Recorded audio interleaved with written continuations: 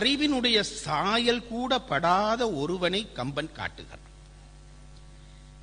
நான் ராமாயண பாத்திரங்களை படிக்கிற பொழுதெல்லாம் அந்த பாத்திரங்களோடு நான் ஒன்றி போய்விடுவது வழக்கம். இலக்கியத்தை அப்படித்தான் படிக்க வேண்டும். நாங்கள் இந்த உலகத்திலே இருக்கிறோம், 2010 இருக்கிறோம் என்றதெல்லாம் மறந்து போய்விட்டு கம்பனுக்கு பின்னாலே நாம் போக வேண்டும். கம்பன் அயோத்திக்கு போவான், கிஷ்கிந்தைக்கு போவான். அந்த இடத்துக்கு நாங்கள் போனால்தான் அந்த பாத்திரம் நம் நெஞ்சிலே பதியும். அறிவினுடைய சாயல் கூட இல்லாமல் ஒரு உப பாத்திரத்தை கம்பன் முக்கியப்படுத்துகிறான். நான் வியந்து வியந்து ரசித்த இடங்களிலே இந்த இடம் ஒன்று. இது தமிழர்களுடைய பண்பாட்டிலே இது ரொம்ப முக்கியமானது என்று தமிழர்கள் கருதி இருப்பார்கள் போல் இருக்கிறது. அதாவது அறிவை விட உணர்வை ரொம்ப மதித்து பழகு. ஆண்டவனை அடைவதற்கு கூட நம் மூதாதையர்கள், நம் சான்றோர்கள் 2 வழிதான் சொன்னார்கள். என்ன வழி? ஒன்று, புத்தியாலே கடவுளை அடைய முடியுமா? அடையலாம். அறிவினாலே அடைவது, அதற்கு தத்துவ பாதை என்று பெயர். இன்னொன்று உணர்வினாலே அடைவது, அதற்கு பக்தி பாதை என்று பெயர். ரெண்டிலேயும் எது சிறந்தது என்றால் பக்தி பாதை தான் சிறந்தது என்று நம் முடிவு செய்தார்கள் நம் பெரியவர்கள்.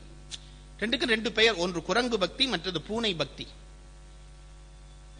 அது மார்க்கட சம்பந்தம் என்று 2 சம்பந்தம் சொல்வார்கள் வடமொழியிலே. குரங்கு பக்தி, பூனை பக்தி, இந்த 2க்கு என்ன வித்தியாசம் என்று கேட்டால், இந்த பூனை குட்டி போட்டால் பார்த்திருக்கிறீர்களா? பார்த்திருப்பீர்கள். இந்த பூனை குட்டிகள் எதுவும் செய்யாது. ஒரு இடமாற்றம் அந்த குட்டிகளை பண்ண வேண்டும் என்றால் பூனை குட்டிகள் அப்படியே பேசாமல் கிடக்கும். இந்த தாய் இவற்றை இடம் மாற்ற வேண்டும் என்று முடிவு செய்து விட்டால் வந்து தன் வாயாலே அந்த குட்டியை கவ்வி அதை மெல்ல மெல்ல மெல்ல தூக்கி கொண்டு போய் தான் சேர்க்க வேண்டிய இடத்திலே சேர்க்கும். நான் பார்த்து நடுங்கி இருக்கிறேன் சார். எங்க வீட்டில் எனக்கு இந்த சின்ன சின்ன விஷயங்கள்ல ரொம்ப ஈடுபாடு. முயல் வளர்க்க வேண்டும் என்று எனக்கு ஒரு ஆசை.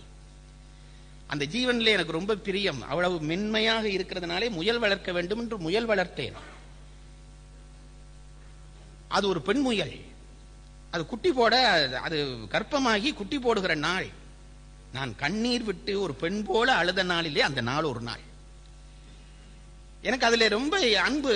குட்டி போட போகிறது. எனக்கு அதனுடைய முறை, வளர்ப்பு முறை ஒன்றும் தெரியாது. நான் வளர்க்கிறேன், கூடு கட்டி வளர்க்கிறேன். அந்த முயல் குட்டி போடுவதற்கு, குட்டி போட ஒரு சில மணி நேரங்களுக்கு முன்பு பார்க்கிறேன், அந்த முயல் என்ன செய்கிறது, தன் வாயினாலே, வளர்த்தவர்கள் யாராவது இருந்தால் தெரியும், வாயினாலே அது அந்த உடம்பு முழுக்க மென்மையான ரோமம் இருக்கிறது அல்லவா, அதை கவ்வி அப்படி பிடுங்கி பிடுங்கி எடுக்கிறது பாருங்கள் தன் முடியை.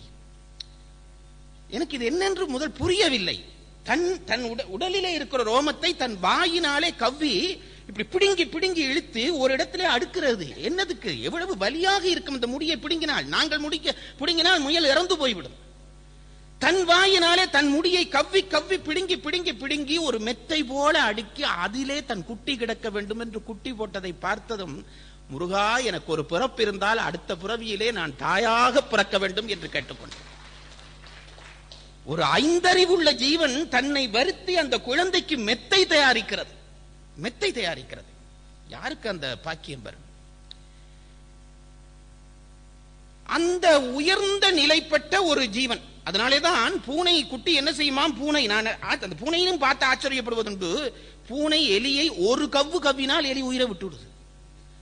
அதே வாயாலே அதே பல்லாலே தான் தன் குட்டியை கவ்வுகிறது. ஒரு வலி கூட இல்லாமல் கவ்வுகிறது. என்ன ஆச்சரியம்! தான் நினைக்கிற இடத்திலே வைத்து திருப்பி வைத்து திருப்பி வைத்து, இந்த இடத்திலே டிஸ்டர்பா இருக்குது, வீட்டுக்கார ஐயா அடிக்கடி வந்து போறார், குட்டிக்கு ரெஸ்ட் இல்லேன்னு கருதினா அதுவா அதை கொண்டு போய் ஒரு இடத்திலே பாதுகாப்பா வைக்கும். இது ஒன்று. குரங்கை பார்த்தீர்களானால், காட்டிலே பார்த்தால் தெரியும், குரங்கு குட்டி, குரங்கு இடம் மாறும். அந்த நேரத்திலே குட்டியை குரங்கு பிடிப்பதில்லை, குட்டி குரங்கை பிடிக்கும். அதனுடைய வயிற்றை இருக்க பற்றி பிடித்துக் கொள்ளும் குரங்கு. இந்த குட்டி குரங்கு என்ன செய்யும்? கொப்பை விட்டு கொப்பு பாய்கிற பொழுது தாயோடு சேர்ந்து போகும். இந்த பக்தியை 2 வகையாக பிரித்து இந்த 2ஐயும் உதாரணமாக சொன்னார்கள் நம் மூதாதையர்கள். அறிவினாலே இறைவனை பற்றுவது இருக்கிறதே, தத்துவ பாதையிலே பற்றுவது, குரங்கு குட்டி தாயை பற்றுவது போல, பக்தியினாலே நாம் இறைவனை பற்றுவது இருக்கிறதே, பூனை குட்டியை தாய் பற்றுவது போல. இதுல என்ன வித்தியாசம்? 2ம் தாயோட தான் போகிறது. ஆனால் ஒரு ஆபத்து, குரங்கு தான் பற்றுகிறபடியால் கைவிட்டால் விழுந்து இறந்து போய்விடும். பூனை தன் குட்டியை தான் பற்றுகிறபடியால் அது விழுவதற்கு வாய்ப்பே இல்லை. ஆகவே மார்க்கத்திலே பக்தி மார்க்கமே சிறந்தது என்றார்கள் நம் பெரியவர்கள்.